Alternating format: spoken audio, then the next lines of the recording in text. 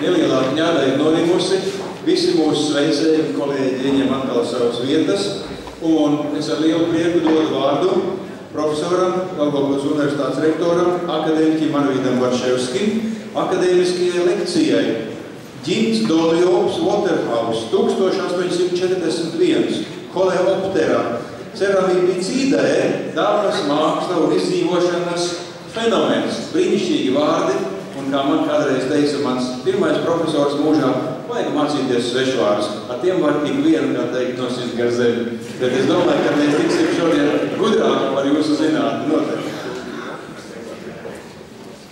Godājamais akadēmijas prezidents, Spārīša kungs, cienījamā filantrofe, mecenāte, Ināra Teterevas kundze, cienījamie akadēmijas vadība, senāts, kolēģi, draugi, kolēģi rektori.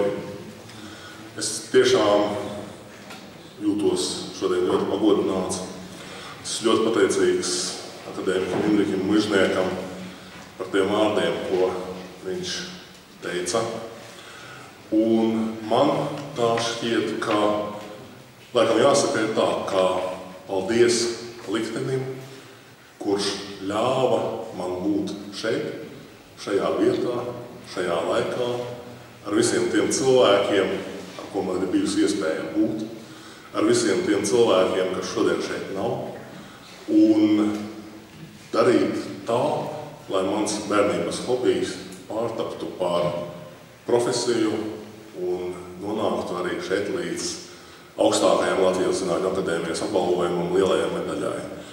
Tāpēc es gribētu teikt, tiešām aicināt arī jau izskanējušo šo frāzi, būsim vairāk optimisti un nevienmēr tie svešvārdi, kas dažreiz parādās mūsu dzīvē, ir kaut kas tik briesmīgs, par ko mēs neko nesaprotam, varbūt sākumā. Tāpēc šodien šajā ļoti sarežģītajā nosaukumā, ko jūs redzat priekšā, patiesībā es mēģināšu runāt diezgan varbūt akadēmiskajai lekcijai par vienkāršu, jo patiesībā man ir tik sarežģīts uzdevums, kad zālē bez Indriķa Mužnieka, kurš tik labi pārzina koleopteroloģiju, iespējams vēl ir daži koleopteroloģi, tad par šīm lietām jāmēģina izstāstīt tā, kā mums ļoti bieži saka, ka zinātniekiem jāmēģina arī pastāstīt tā, lai to saprastu arī citas nozares pārstāvji. Un šodien es patiesībā esmu izvēlējies tik šauru tādu mazu tēmu, ko es daru praktiski tikai pēdējos 3 gadus, un nerunāšu varbūt par saviem pētījumiem, kas ir daudz plašāki, saistīti ar daudzām lietām globāli un lokāli, tepat Latvijā.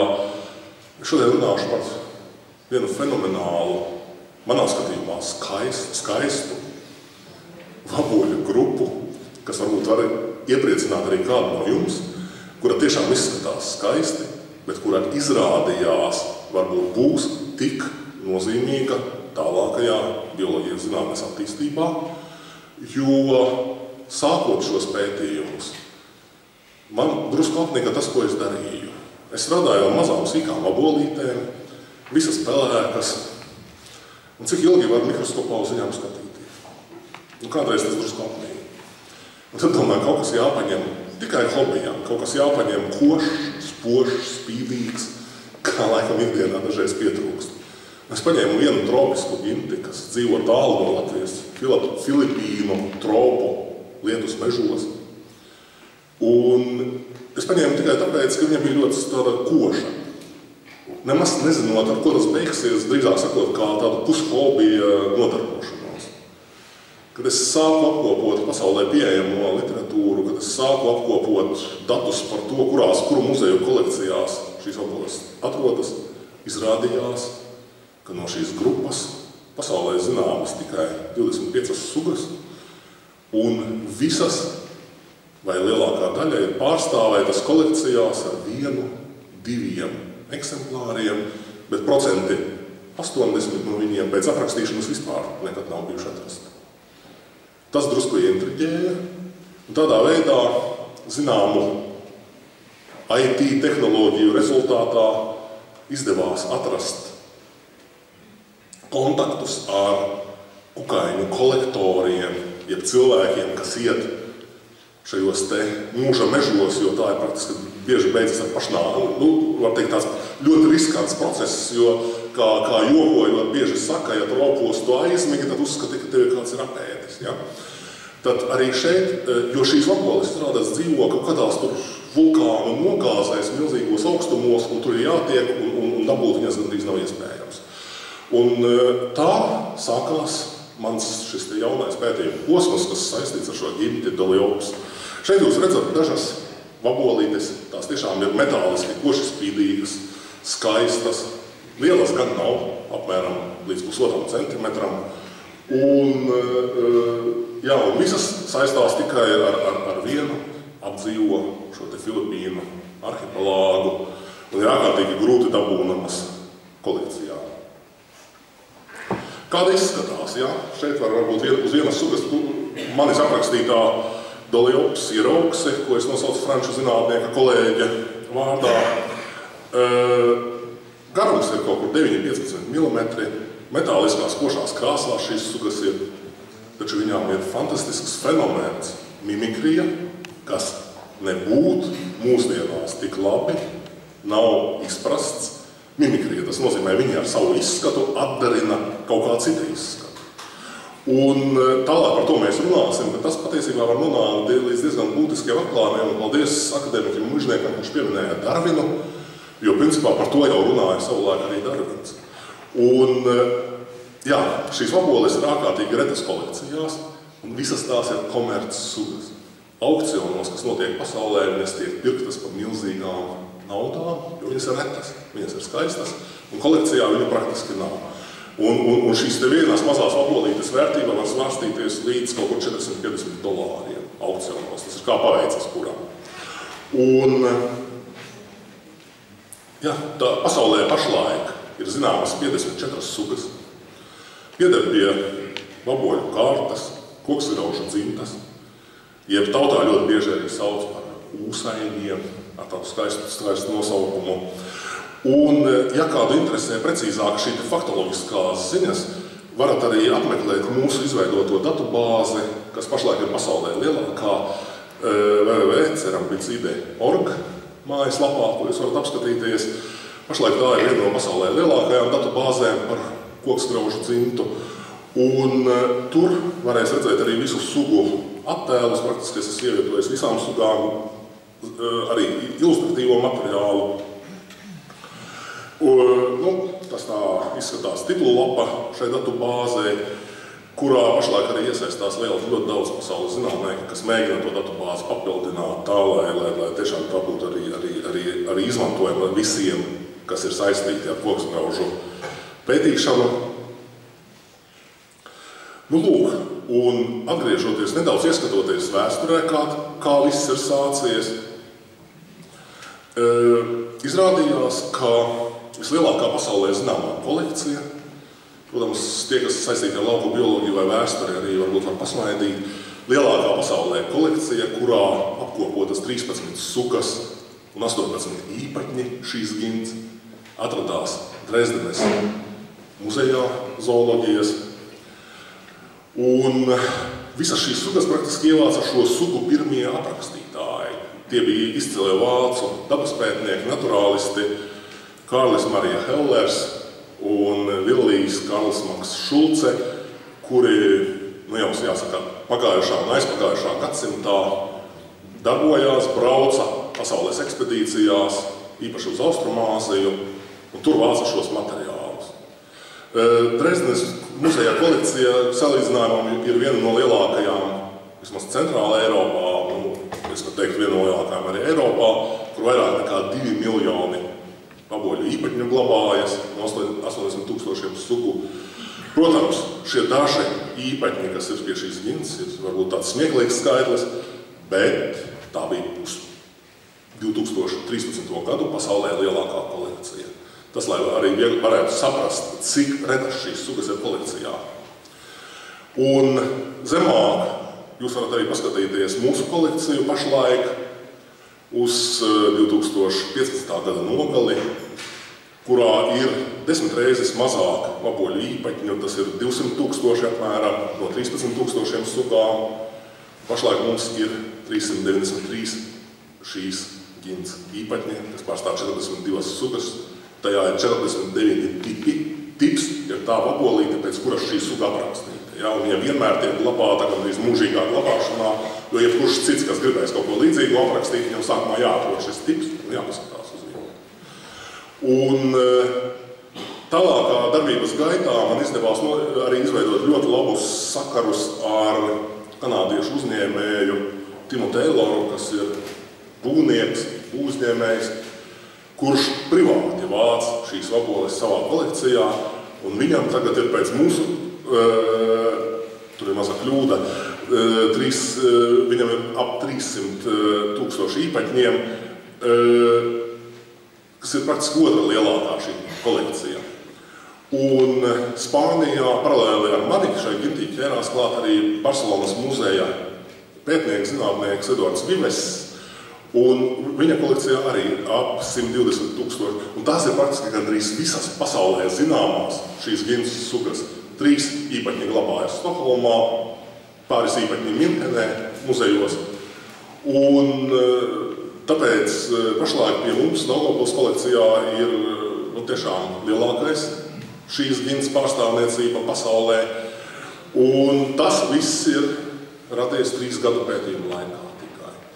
Jo es tiešām uzskatu, ka man ir izdevies atrast ļoti veiksmīgus šos kolektorus Filipīnās, kuri tur strādā, vāc, un tādā veidā mums piegādā šo materiālu, kas mūs interesē, un notiek.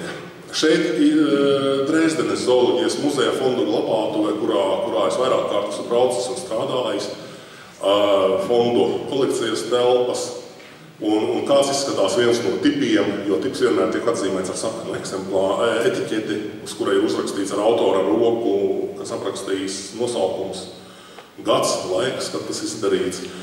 Un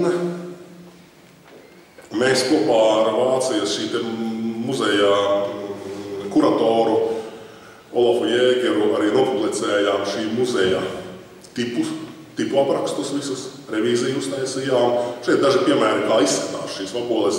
Protams, kas ir cietušas, laustas un tā tālāk, bet viņām ir unikāla vērtība, jo visas šīs 4, ko es šeit tikai no tiem 11 tipiem ieliku šajā attēlā, visas 4 pēc aprakstīšanas neviens nekad vairāk nav atradis.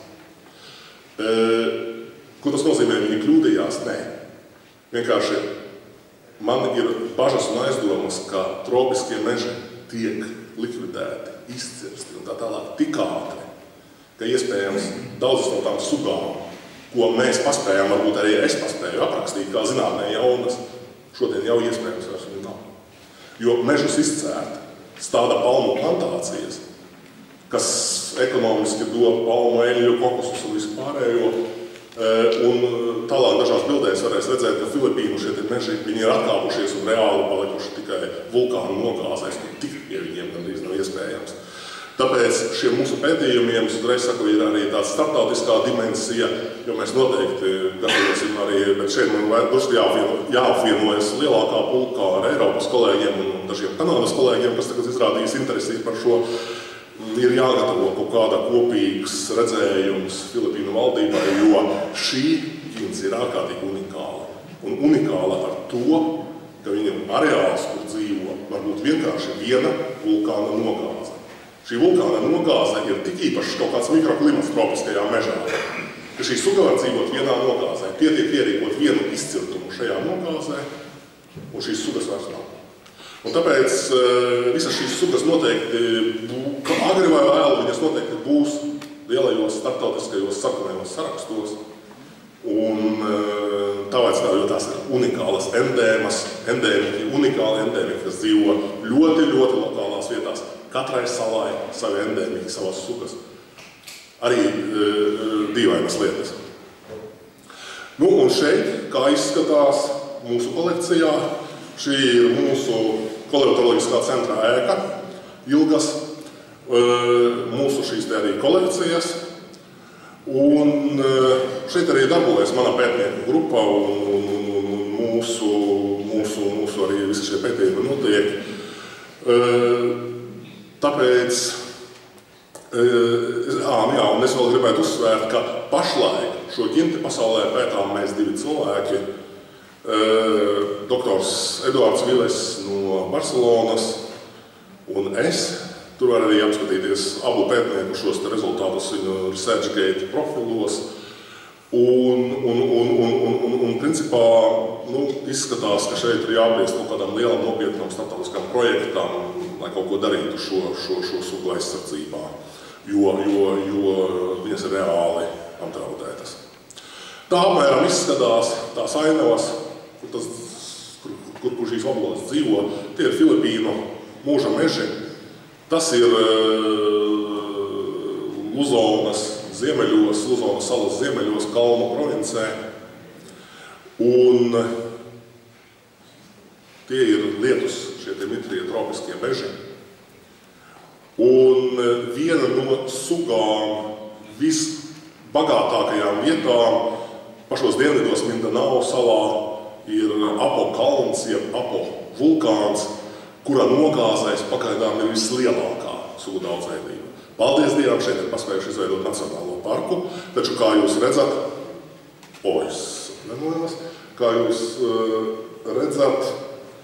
tepat tās lauksaimniecības teritorijas jau iet arī pa kalna pakājiem uz augšu. Un tas tāda viena seriāla bilde, bet kā izskatās no arī šis te Apo kalns kopumā, kā darbojošs vulkāns.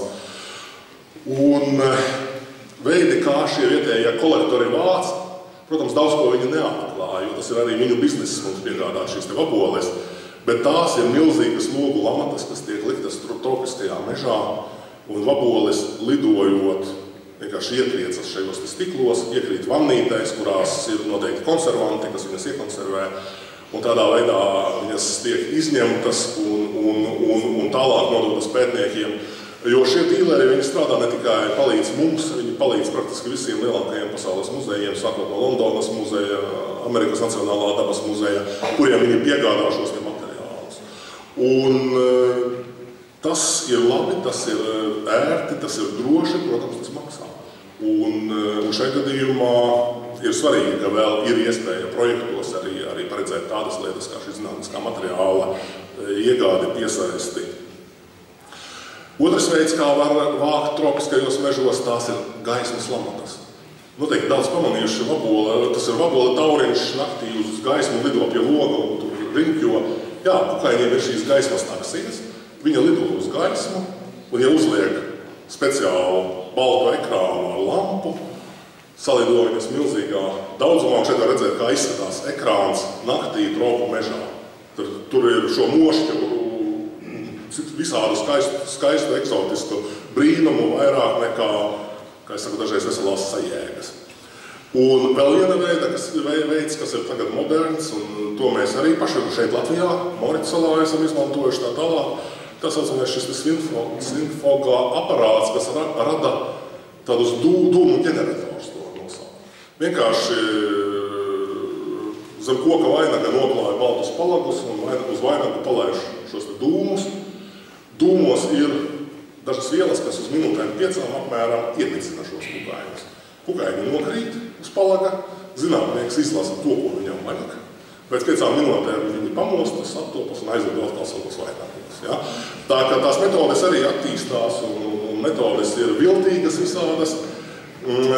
Šeit ir tie divi galvenie cilvēki, ar ko es sadarbojos. Izmails Lumaviks, kas ir jau 2 paaudzēs kukaiņu kolektors Filipīnu džungļos, un Jeffrey Becks Arimas, kuri mums arī praktiski piegādā visu šo materiālu. Tā kā protams, nebeiz viņu nopelnīt. Turklāt viņi ļoti labi zina, viņi pat sūtot fotoattēlus sākumā, kā izskatās tas, ko viņi noķēruši, viņi jau uzraksta, šī droši vien būs jauna suga. Jo viņi jau ir iekājuši paši tik tālu, viņiem ir labā arī entomoloģiskā izglītība pašiem. Un protams, ļoti prieks sadarboties, un tāda iespēja ir. Tā izskatās tas, kas beidz šo vaboļu normālo eksistenci. Tās ir palmu plantācijas, kas tiek stādītas visur, jo tas ir milzīgs bizness. Un šis palmu plantācijas izspiež dabu kaut kur tikai vulkānu nogāzēs, tur, kur ir palikuši vēl kaut kādi šeit mūža meža fragmenti. Otrais, protams, arī mežu izzāģēšana, kas ir milzīgs risks šo sugu eksistencē, jo tās ir sugas ar koksni saistītās sugas. Šeit var redzēt areālu, tātad sugas sastopamas no Dienvidu Taivānas arhipelāga dažām salām, Orhideju sala, Lanju sala, kas un uz dienvidiem ietverot visu Filipīnu arhipelāgu. Tālāk, nec Borneo, ne kaut kur citur vairs šīs sugas nedzīvo. Tā ir specifiska tikai Filipīnām ģints. Un šeit ir sugu skaits pa Filipīnu arhipelāgā. Mēs esam izveidojuši tabuliņu. Vislielākais sugu skaits ir Luzonā, Mindanao salā, pārējās salās, kas ir mazākas un kurās ir mazāk šo vulkānu. Viņš ir 1, 3, dažās mazajās salās vispār nav konstatētas. Un kāpēc tur ir Luzonā 24+2 ar jautājumu? Literatūrā ir norādītas vairākas sugas, kas ir sastopamas Mindanao un Luzonā. Tas ir Luzons ir augšā, Mindanao lielākā sala apakšā. Tas vienkārši nevar būt reāli. Tas nozīmē, ka zinātnieki ir kļūdījušies, tie, kas publicējuši, jo mēs pašlaik esam pierādījuši, ka šī suga ir salai specifiska. Ja viņa dzīvo Mindoro salā, tad viņa nav vairs blakus esošajā Luzonā, lai arī tur ir ļoti mazs attālums pārlidojumi. Un šeit sāksies lielie bioloģiskie jautājumi, kāpēc tas tā ir. Jo izrādās, acīmredzot, vainīgs ir tas, ko es sākumā teicu, vārds mimikrija. Šīs sugas vaboles mimicē absolūti pēc ārējā izskata līdzīgās, pilnīgi citas dzimtas smecernieki vaboles. Un tagad sākas daudzie jautājumi, ko Darvins nespēja atbildēt. Ļoti iespējams, ka varbūt mums izdosies kaut kādā veidā atbildēt. Kā varēja tā dabā būt, ka tik attālas grupas, koksgraužu un smecernieki, kas nebūtu nav radinieki, kā varēja, ka viņu evolūcija ir gājusi pilnīgi paralēli, pat tādā līmenī, kā šīs te zvīņas, kas ir uz oboļu ķermeņa, kas veido šo zīmējumu, ka pēc formas un visa pārējā viņas ir gājušas gandrīz identiskas. Kā tas varēja būt, ka šīs mūsu oboles, kas ir šie te doliopsi, ja, tās ir lidojošas oboles, viņas labi lido. Viņām pārlidot 30 km no vienas salas uz otru, tas ir nieks. Bet kāpēc viņas to 1000 miljonu gadu laikā nav izdarījušas nekā? Un varbūt šeit ir tā mimikrija vainīga, jo viņas atdarina smecernieku, kurš pēc izskata ir tieši tāds pats, un šis smecernieks nelido. Šis smecernieks rāpojoša suga, kas dzīvo arī noteikta kalna kaut kādā noteiktā nogāzē. Un te sanāk tagad ļoti interesanti no evolūcijas, no filogenēzes un tā tālāk viedokļa papētīt šos procesus.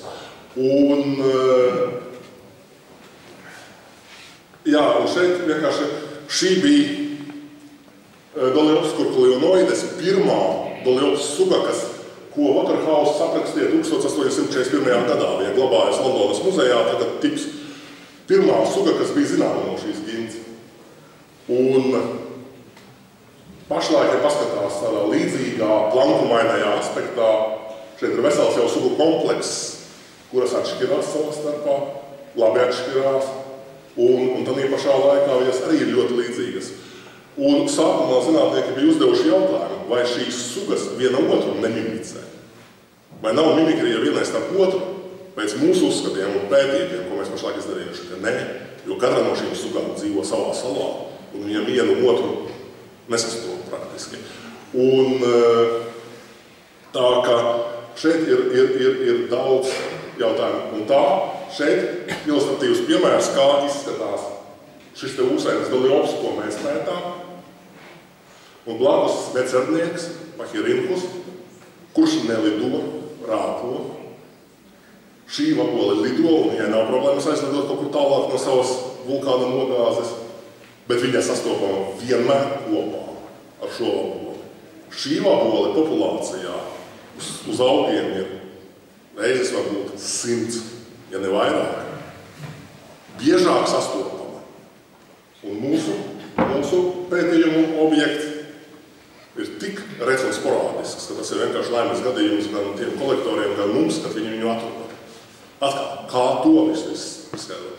Patiesībā viens absolūti nevainīgs pētījums, ko mēs sākām, viņš tagad radījis ir tik daudz jautājumu, ka par šo tēmu pēc pēdējām mūsu publikācijām ir ieinteresējušies franču sistemātiķi, kanādieši, un es ļoti ceru, ka varbūt tas nonāks līdz kaut kādam arī lielākam pētījumam projektam, kas tiešām varētu būt nozīmīgs evolūcijas izprašanā, kaut kādā sapratnē par to, kā šī evolūcija ir gājusi uz salām, kā tas viss noticies. Un vai arī otra suga, kas viscenāk aprakstīta, Doljops geometrika, nevelti, tāpēc, ka visādi 3 stūri virsū un tā tālāk. Turklāt šīs te joslas, tā nav kaut kāda nec krāsviela, nec vēl kaut kas.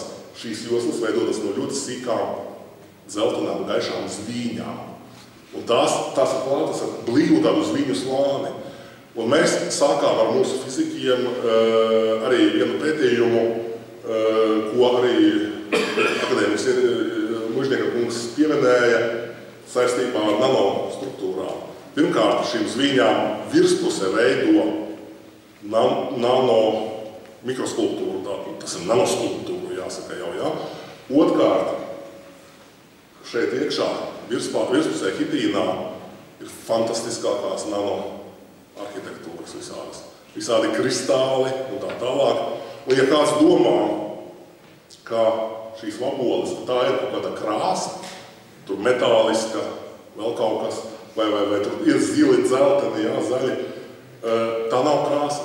Tas viss ir fizikālas parādības, gaismas atstarošana un tā tālāk, ko mēs redzam, kas atkal ir, manuprāt, tik interesanta tēma papildu pētījumiem, jo mēs tā uzskatām, protams, ir angļi un vesela virkne cilvēki, kas jau metušies šajās lietās, viņi pēta to. Bet tas tam varētu būt liela nākotne, kaut vai dažādu atstarojušu materiālu būt arī ražošanā un tam līdzīgās lietās. Mūsējie ir mēģinājuši arī šo visu baboles, šīs te nanostruktūras pārnest uz hologrammām un skatīties, kādi tur brīnumi sanāk. Strādā arī, jo šīs zviņas arī iridē, ja, šī te irizēšana, tas arī ir viens no tādām īpatnībām. Un tā lūk absolūti nezināma ģints, kurā bija daži īpaņi pasaulē zināmi, es domāju, varētu būt kļūst par ļoti, ļoti nopietnu tālāku pētījumu objektu kopumā, pasaules mērogā, kas palīdzētu izskaidrot daudzas gan bioloģiskas, gan fizikālas parādības, jo agrāk vienkārši nebija materiāls, ar ko strādāt. Tagad šis materiāls ir vismaz kādās 4 kolekcijās, kur jau ir pietiekami, lai varētu sākt kaut ko darīt. Problēma ir arī runājot ar tiem pašiem DNS un visu pārējo. Problēma ir viena, ka pagaidām ir ļoti grūti mūsu cienījamos kolektorus un šos te kukaiņu dīlerus, kas tur strādā, sagatavot tam, ka mums šo materiālu vajadzētu kā arī spirtā ievākt. Ja? Jo kamēr šo materiālu atgādā no vulkānu nogāzēm, plus 30-40 grādu temperatūrā, mitrajā klimatā, ļoti bieži šis materiāls atnāk vienkārši pietiekami papūris, lai tālāk varētu kaut ko strādāt tādā līmenī. Un šeit es arī tas pats runājot par mimikriju, lūk, viena no apbolēm. Mums ejam Doljops, ko mēs pētām, un blakus Pahirinkus svecernieks, lai šis attēls ir drusku savādāks. Bet tas ir līdzīgs, jā. Un putnes, kad atvedo, viņš jau daudz nešķiro, tur aplis vai 3 stūris vai vēl kaut kas. Viņš redz kaut ko līdzīgu, un viņš viņu neknāda. Tagad jautājums, kam tas ir vajadzīgs, jā? Ko dod šī atdarināšana? Tātad, ja tas tā dabā ir, kaut kam tas ir vajag, kaut ko tas dod, jā? Un mūsu uzskats, mēs nevaram saprast, ko tas dod, jo šīs vaboles nav indīgas. Viņas neēd indīgus augus, kas varētu būt arī tāds, efekts, kas ir. Bet šīm vabolēm ir viena īpašība. Tās ir ļoti, es domāju par šiem svecerniekiem. Šīm vabolēm ir, kurus minicē šie te ūsēņi. Šīm vabolēm ir ļoti ciets hitīns atkārt. Un putnes viņu nevar saknāt. Un principā putnes viņu neēd. Un mūsu koksgrauži, koksgrauži doljops, viņiem ir mīksts hitīns, viņi rokā var saspiest. Ja? Svecerniekam mēs pieļaujam, ka varbūt tanks pāries pāri un viņš nesaspiedīsies. Jo tas ir cilindris kā truba, ja? Ar ļoti cietu hitīnu, un viņam grūti viņu saplacināt. Un tāpēc mūsu pieņēmums, ka tas ir iemesls, kāpēc šīs sugas ir pielāgojušās tā atdarinā, tās otras sugas. Un plus, nejauši skatoties arī šos smecerniekus, mēs tikko ar manu studenti Anitu Rukmani, mēs tikko palaidām arī starp smecerniekiem jaunas sugas izrādās. Jāsāk arī šie smecernieki pētīt. Aprakstījām jaunu svecernieku sugu, ko mēs nosaucām vienīgā japāņu zinātnieka vārdā, kas pēta šos svecerniekus Jošitakis vārdā, kā pilnīgi jaunu sugu. Arī tur vēl izrādās ir daudz ko darīt. Šeit man liels gods arī parādīt vaboli, kas tiešām bija gods un prieks veltīt mūsu akadēmiķim Jānim Stradiņam viņa skaistajā jubilejā un milzīgajā pateicībā par to, ko viņš ir devis arī man, kā zinātniekam. Doljops Stradinsi, ko 13. gadā es aprakstīju, un blakus, kā izskatās smecernieks, kuru šis Stradiņa Doljops atdarina. Lūk, tas ir Doljops Argus, viņi dzīvo kopā, viņi nešķirami partneri, un viņi atdarina. Un pašlaik, kad ir daudz materiāla, kad ir lielas sērijas, mēs esam konstatējuši, ka viņu vidū ir arī mainība. Ja, piemēram, šī vabole kaut kurā vietā būs nevis ar dzelteniem šiem te riņķiem, bet, piemēram, ar zaļiem, tad arī šis Doljops Stradins tajā vietā būs ar tieši tādiem pašiem zaļiem riņķiem. Izskaidrojiet, man kolēģi biologi. Šeit mums ir ļoti daudz, kā tas ir iespējams, vai tie ir kopīgi, kaut kādi klimatiski apstākļi, kas tajā gadā, jo Latvijā, piemēram, ir tauriņiem sugas, kas dzimst tumšākas, gaišākas, ja? Atkarībā no tā, cik silta ziema bijusi vai vēl kaut kas. Iespējams, ka tieši tas pats arī tur kaut kur darbojas, ir bijušas kaut kādas klimatiskās ietekmes. Bet kā var būt vienā lokālā vietā, vabole, kur atdarina, viņa ir tādā krāsā, atšķirīgākā no pamatsugām, tieši tādā pašā krāsā, turpat būs arī šīs sugas. Tā kā tās ir tādas ļoti interesantas parādības, kas uzpeldēja nejauši šo pētījumu rezultātā. Vai arī viena suga, kuru atdarina vairāki. Tas, ka šajā gadījumā šeit ir varbūt zils fons vai zaļgans, tas tikpat labi te var būt oranžs, dzeltens, jo viņi sugas ietvaros, viņas ir ļoti mainīgas šīs te krāsas. Un šeit atdarina vairākas sugas, atdarina vienu un to pašu sugu. Arī tas pašlaik ir konstatēts. Mēs aizgājām vēl tālāk, sākot tā nopietnāk ierakties šajā problēmā 3 gadu laikā, izrādījās, ka Doljops viena suga atdarina nevis tikai vienu pahirinkus, bet ir līdzīga ģins metapocirtus. Un tagad sanāk, ka katrai šai sugai vēl ir vismaz 2 līdzinieki citās grupās. Un nu jau ir nonākts, ka viena Doljops suga atdarina 3 gintis. 3 gintīs, ja? To vēl ir jāizsaprot, kāpēc tas šeit tā notiek.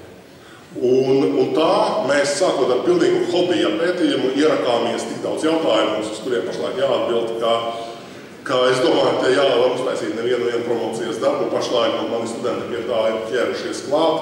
Un galvenais, ka ir arī parādījusies reāla interese no ārvalstu partneriem, kuri līdzīgas problēmas pašlaik pētā. Kāpēc es teicu dabas māksla? Kas tas par brīnumu? Tas ir vienkārši viens veiksmīgs attēls, kurš tās ir tās zvīņas, kas veido šo te zīmējumu uz spārna.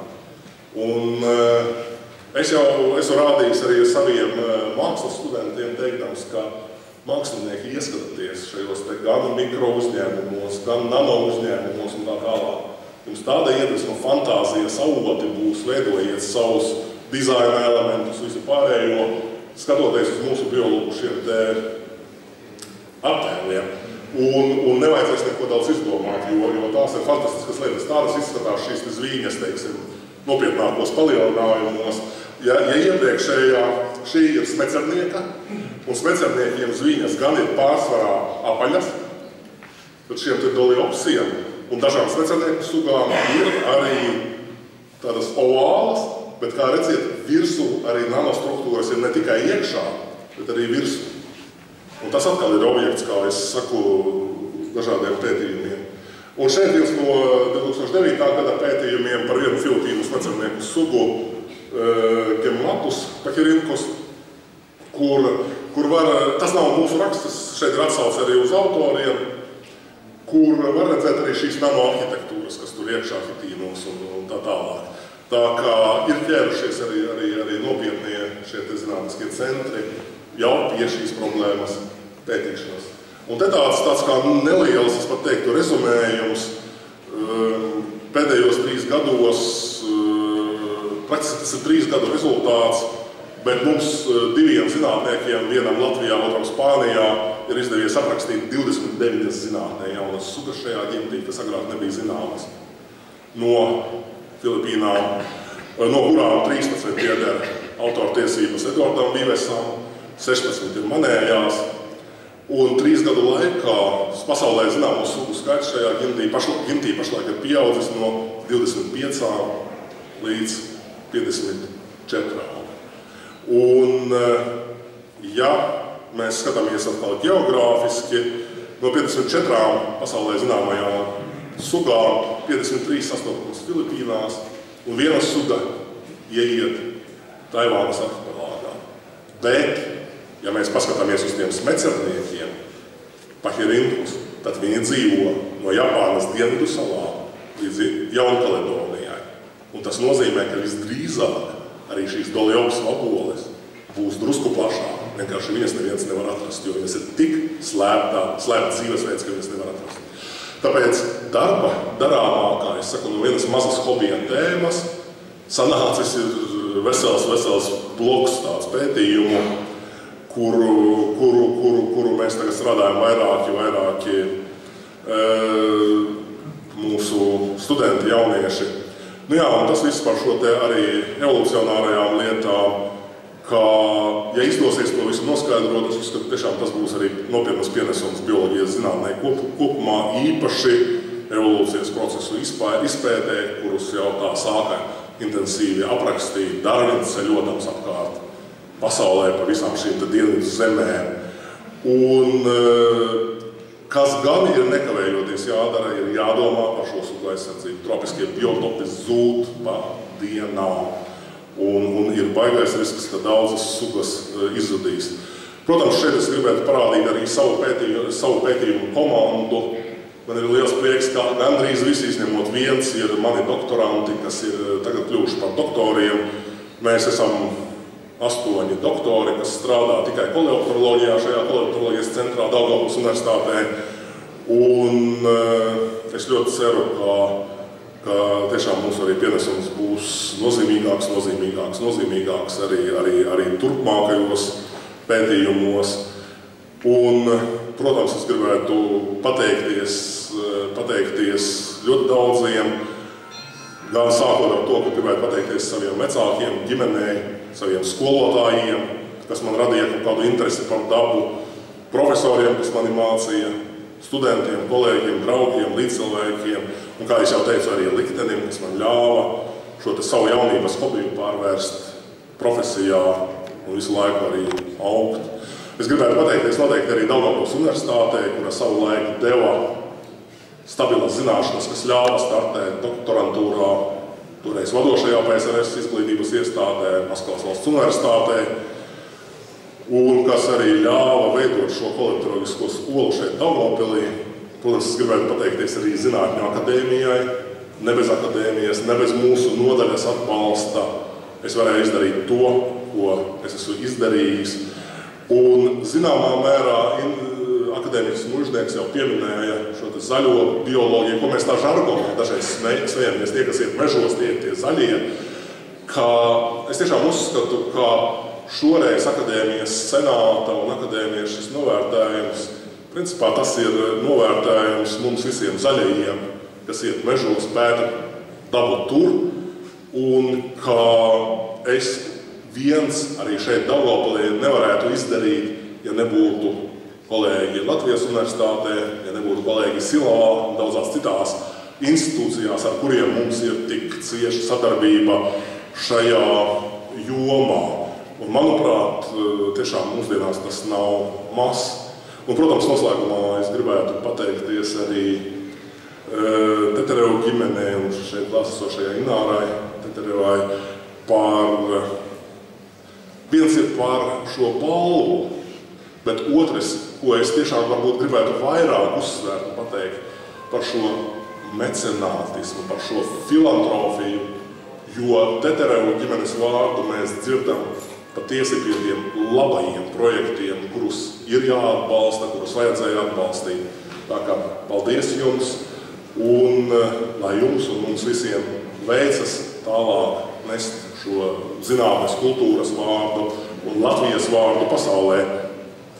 Un, protams, tādām zināmām atvadām viena fantastiski skaista ainava, kalnu ainava no Mindanao salas. Un tur, kur dzīvo vēl joprojām šīs vaboles, kur ir mežonīgie džungļi, kas vēl nav pārvērsti, sākam koksnes kraumos. Un teikt arī lielu paldies par uzmanību. Un noslēgumā, protams, es arī gribētu izmantot šo iespēju un vēl pateikt arī apsveikumu vārdus kolēģim Steinberga kungam, kurš šodien saņem arī otru lielo medaļu, jo man ir liels prieks un gods būt kopā ar viņu šajā, es teikšu, kompānijā saņēmēju, jo mēs esam arī labi sadarbības partneri. Tā kā apsveicu, paldies!